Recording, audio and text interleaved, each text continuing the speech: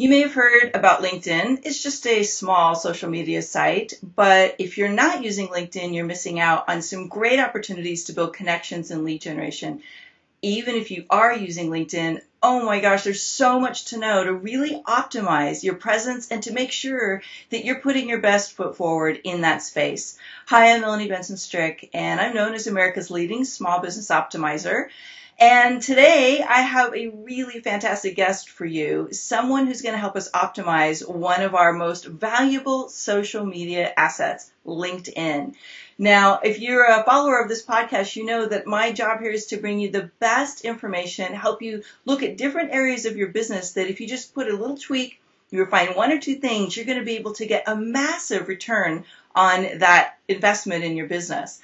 And today I want to talk about LinkedIn, and I brought you somebody that I've been following for a while, someone that everybody's been raging about, someone that all of the thought leaders and the big names are turning to learn how to make LinkedIn really perform better for them.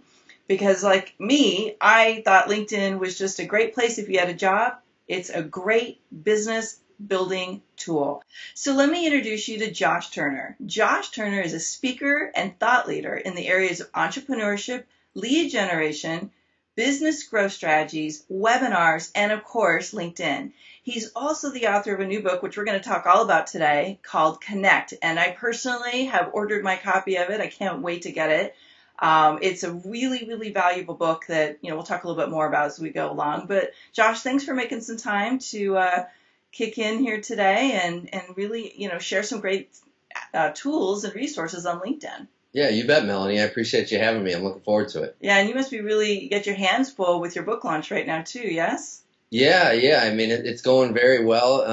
Very exciting stuff. It's my first book ever, and we're trying to do it right and have it, and everything, which it's been pretty successful so far. But yeah, it's been keeping me busy. Yeah, well, I went to a book proposal writing workshop lately, Okay. and I learned so much about book launches and working with publishers and stuff. So I know you got a lot on your plate. So Yeah.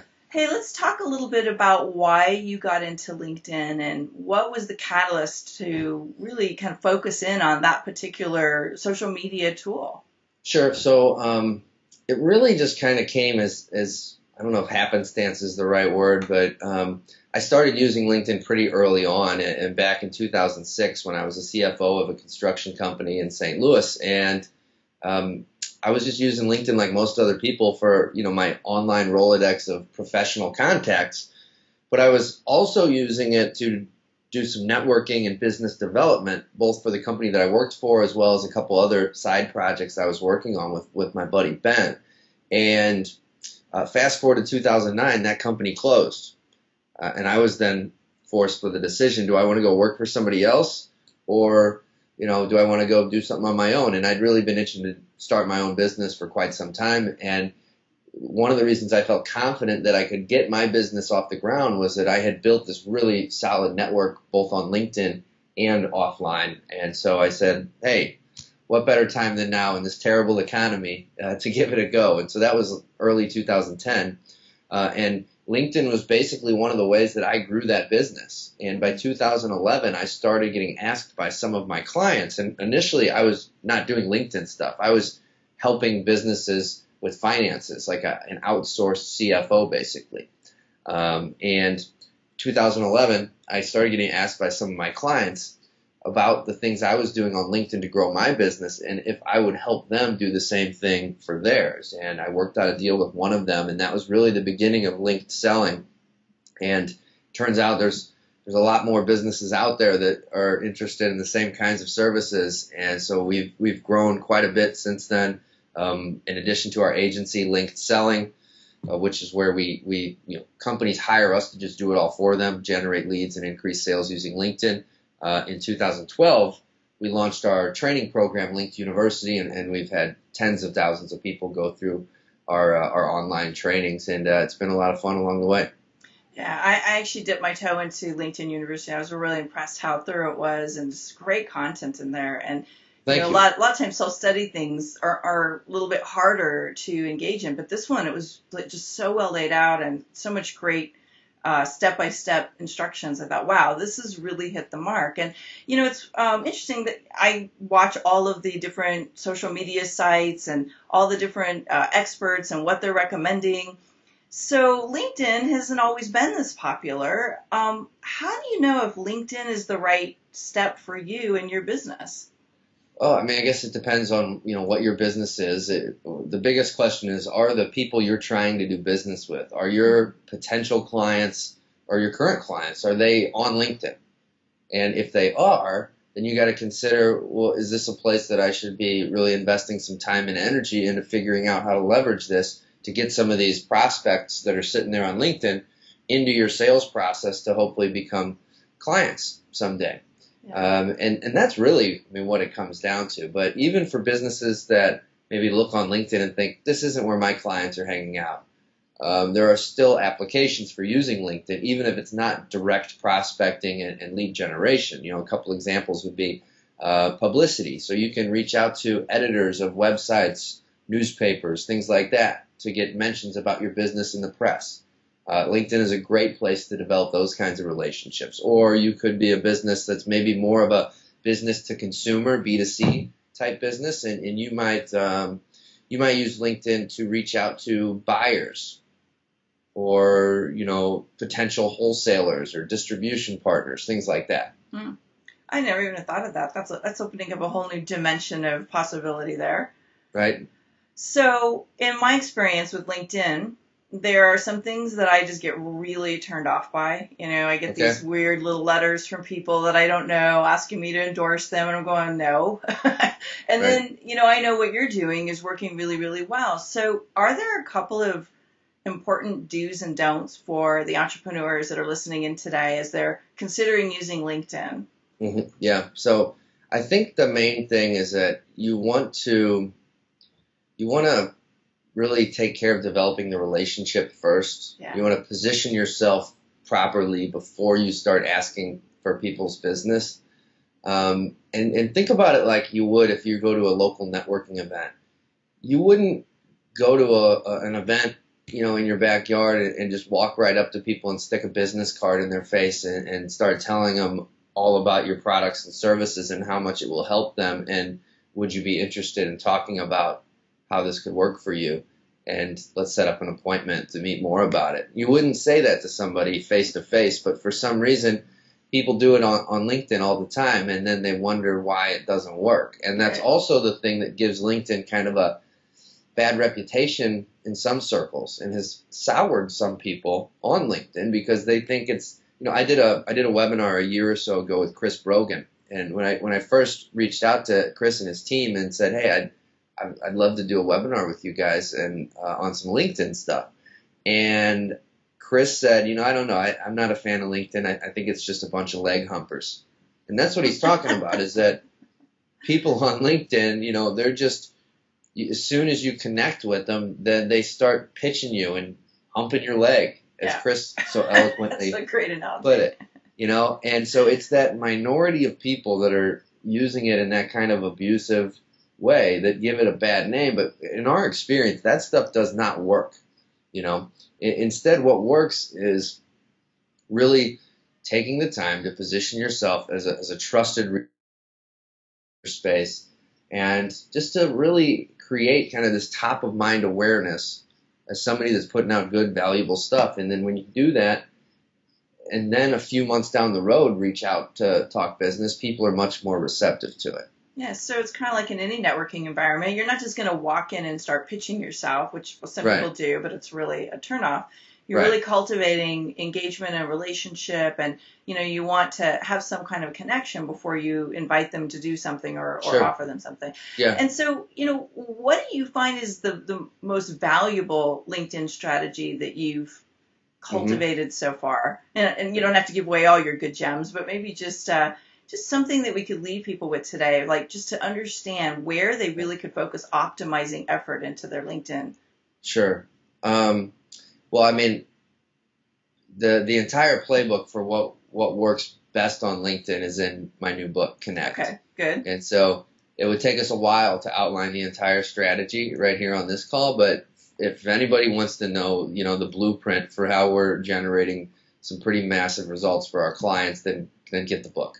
But I mean, really, the crux of it, and if I had to boil it down to a few sentences, would be that, there are ways within LinkedIn to position yourself in front of thousands of prospects that are highly targeted for what you do, and then to drip content and messaging to those people in a way that really builds trust and awareness for what you do.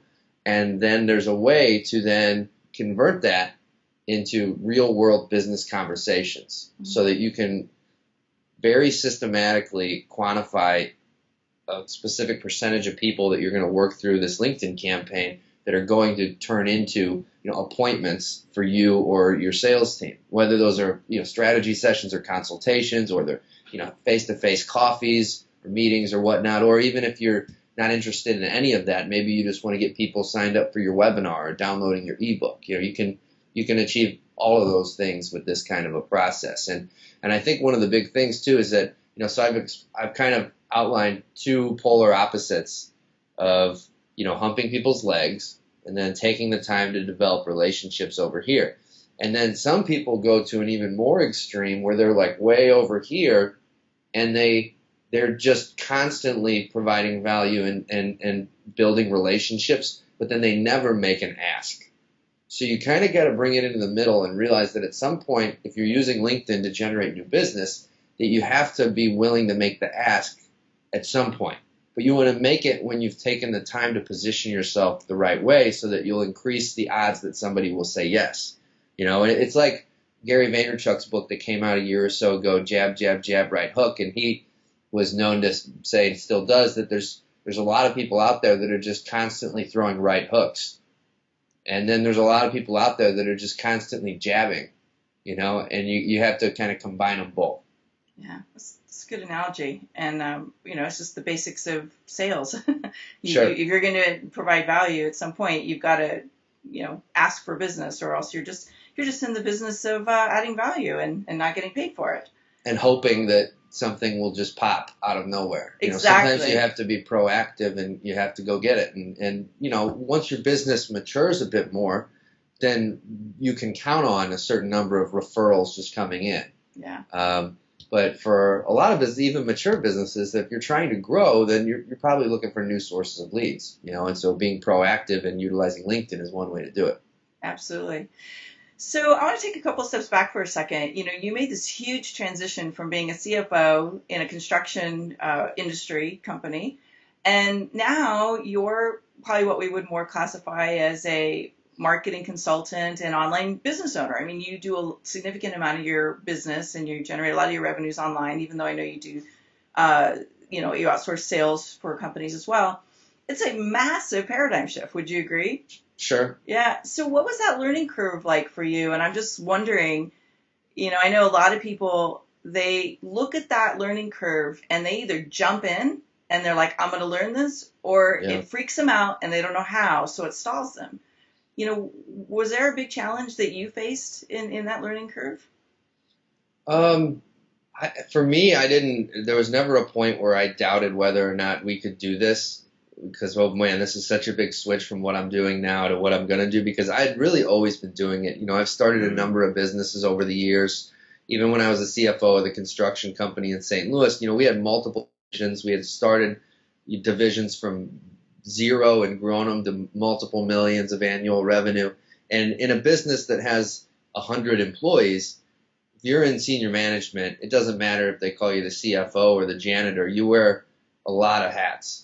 And so I've been involved in marketing and sales in every business that I've worked with, and so I was pretty confident that I knew what I was doing. The other thing, though, isn't that I didn't come out and start a business trying to do any sort of marketing or sales consulting work that anybody would possibly be interested in. I mean, there's plenty of marketing agencies out there that will tell you they can do it all for you. Online, social, print, you name it, whatever, direct mail, email, everything. And if you want to do it, they're the experts for you, right? We didn't go down that road. We said, we're going to do this one thing really, really well and be the best in the world at it, which is LinkedIn specifically. And we have very little competition, and so there was really not a point to where I was even wondering, like, will we be able to make this transition or any of that? Because one, I've been doing it for so long, and two, we kind of felt like from the beginning that we had very little competition. Which is brilliant because a lot of people resist that niching down. And what you're saying is it really worked for you because you eliminated the competition. I think there's a certain type of entrepreneur that they're good at a lot of things, and so they think they're supposed to make their business about all those things, and they don't really understand the value of niching down. So I love that you shared that.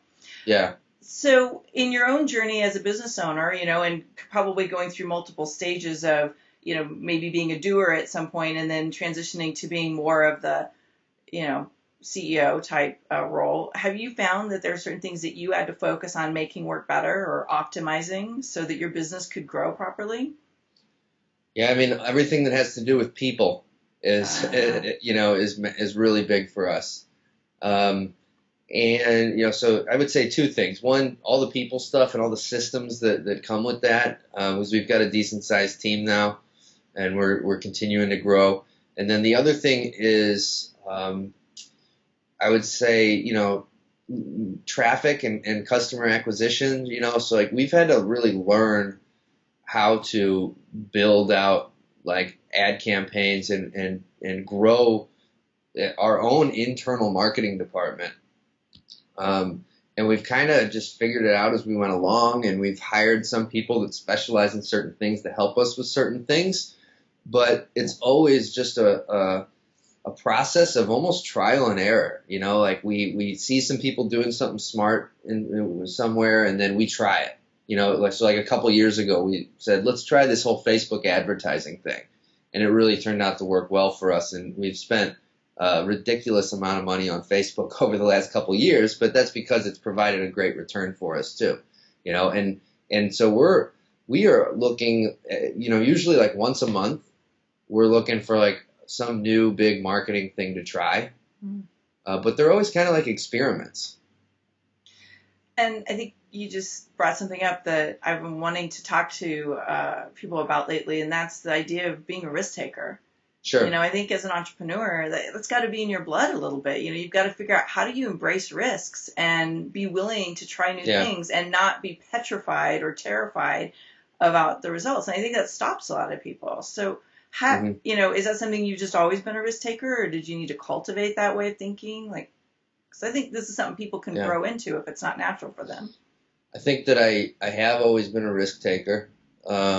Are you the guy that jumps off cliffs and does all those extreme sports? Okay. I'm kind of afraid of heights. Oh, okay. That's interesting. I am too. In business, though, I definitely am willing to take risks, and I've got a different view on it now, though, than I did 6, 7, 8 years ago when I was with the company that I used to work for, because one of the reasons that company closed was because we were constantly pushing growth, and we did too many new things that in the end, had we not done some of them and stayed focused on the core business, that the business could still potentially be here today. And we were just always forsaking profits and cash flow for the sake of the next thing and growth. And so I really, I learned that lesson the hard way. And now the way we approach it is that the new marketing initiatives cannot be paid for out of basically the cash that we have generated in the business to date. We're not going to dip into the kitty, if you will. But what we're going to do is we're going to use profits from the current periods to pay for new marketing initiatives, to see if there are experiments like that, those kinds of risks, so that the worst case scenario is that we have a month where our profits are lower than anticipated because we have some big marketing expense that we plugged in. But we're never going to start going backwards in terms of our overall cash position. And that way the business is constantly stable and, improving our financial position, but we're still taking risks and trying new things. So do you think that came from like one of your core values, or do you think that came from the lesson learned from the company you're with before, or both? I would say the lesson learned. Yeah. Well, and I'm curious because, I teach people to build their business around their values, but a lot of times our values evolve because of the learnings or a failure or, some thing that did work well. And so I'm finding we're constantly evolving as business owners, and that means our priorities and what we optimize for change. So the fact that you're learning, and I love this, is that you've learned to optimize for calculated risk. You can take risks and you can push the envelope, but you have to do it in a way that is balanced against what you value most, which is like a reserve, or having, financial capital that is solid in the business. And not everybody does it. And I think entrepreneurs oftentimes will push those risks so far that they're constantly in financial chaos. And I think it ties back to a little bit of what their mindset around money and success is. So for sure. That's a great insight. Thank you. Yeah. And I think it puts a lot of emphasis and focus on maintaining profitability month after month, because then if you're not profitable, then you have no money to invest in new things if you use that kind of philosophy, and so if we got to the point where all of a sudden we were not profitable, then I would not be investing in new marketing initiatives. I would be working on fixing the business or the model to make sure that we, correct that situation, because there's too many businesses out there that are just going week to week and trying to figure out every week how to get their payroll met and all that. And that's just insane, in my opinion. Yeah, great point. And literally, it starts with a mindset shift. You got to get your head right and really tune into how will you be profitable so you can make better decisions for your growth. Right. Love it. Well, I like to ask all my guests this one question, and it has to do with, do you like having quotes or mantras to help guide your thinking or to pull you out if you have a bad day? I have one that I took from an old mentor of mine. It's a whole life, and it's not specifically related to business, but it's important. And basically what it means is that you can't just focus on business all the time. You also have to be taking care of your health. You have to be spending time with your family. You have to be exercising. You have to eat right. You have to be intellectually engaged in other things besides just business so that you're growing as a person. It's a whole life. And the person that told me that, he knew that I was like so intensely focused on business and spending all of my time on business type stuff, that he saw that I wasn't taking care of a lot of those other things in my life. And that's something that's really stuck with me for a long time since. So what's your favorite thing to do when you're not working? Oh, boy. Lately I've been really enjoying running.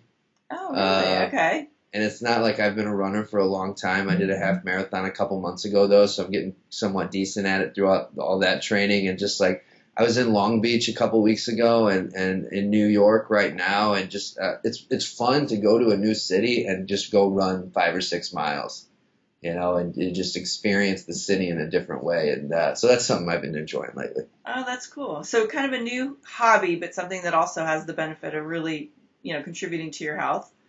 Yeah, for sure. Yeah, I'm a big believer in balance and having a life. When I worked in corporate, I was the girl that was on the road like 300 days a year. Okay. So, I got super burned out. And I think it was really kind of like, a lot of people look at us from this paradigm of like work more, work harder. We really perpetuate this work model. And so, I think the more people talk about like balance and really like enjoying their life outside of work, it makes it more real. We can kind of distill that what I think is a myth of working all the time to get higher up. I think it's about working smarter and like you said, keeping your creativity and your energy high makes you a better business owner and a better leader.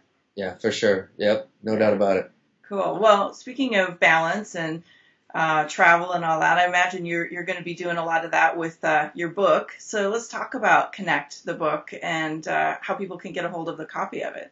Sure. So the book is really the playbook that my company's used to triple our revenue every year for the last 3 years, and that we've used for our private clients to generate millions of additional revenue for them. And it really started out of a frustration that I had when I started working for myself back in 2010. And like a lot of other, solopreneurs, when I first got started, I was having a lot of coffees and lunches and going to networking events and, doing all the things that people say you should be doing.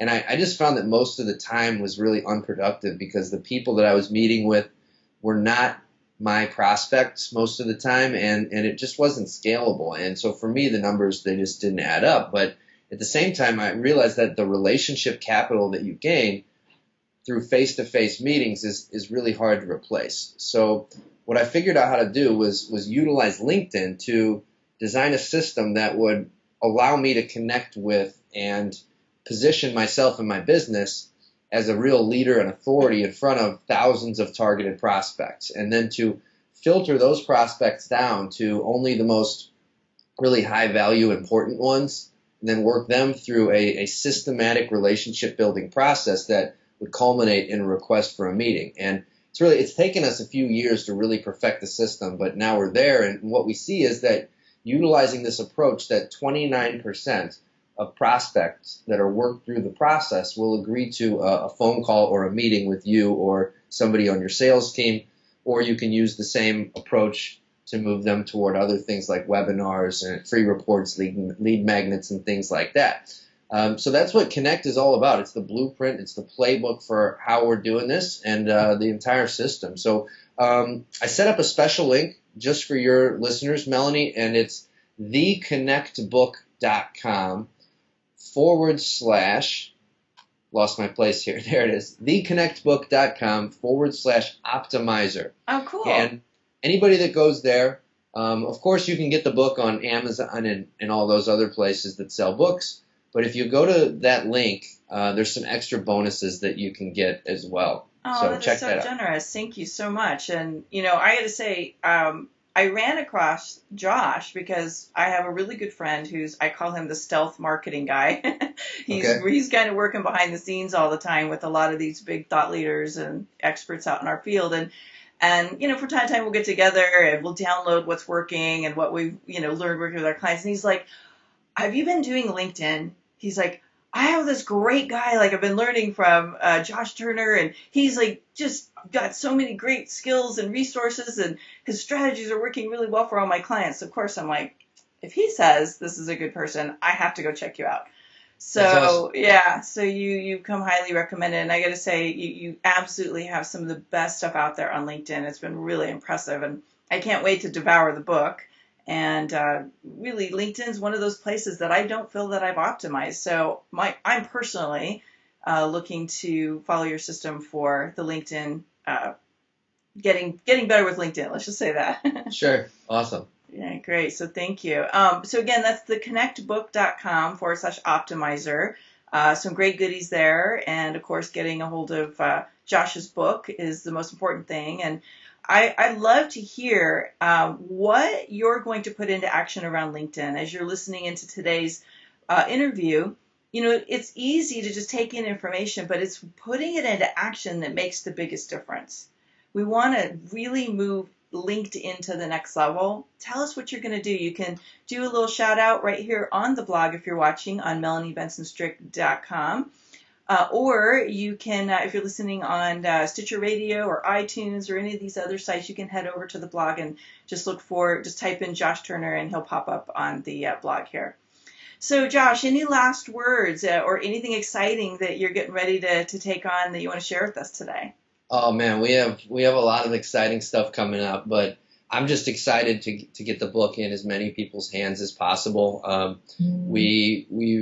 been working on it for seriously 18 months. And it's the most comprehensive outline of exactly what we do for our clients that we've ever put out there. And at first I was a little nervous about that. I don't want to, spawn an army of competitors by giving away too much, but we're really at a point in our business that we're really not, concerned about copycats anymore, and so it's awesome that now we're at this place where we can put this out there in such a big way. So I'm super excited about it, and I really appreciate your support too, Melanie. Of course, yeah. Well, I love to bring really great work out to others and help people kind of weed through what's good and, what's okay.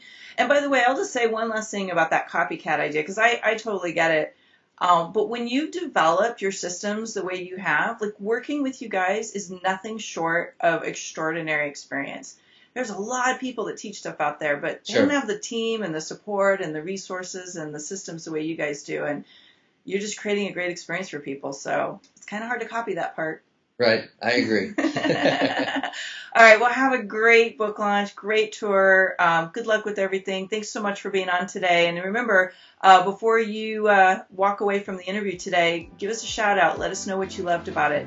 All right, Josh, take care. Thanks again. And goodbye, everybody. See you again next week.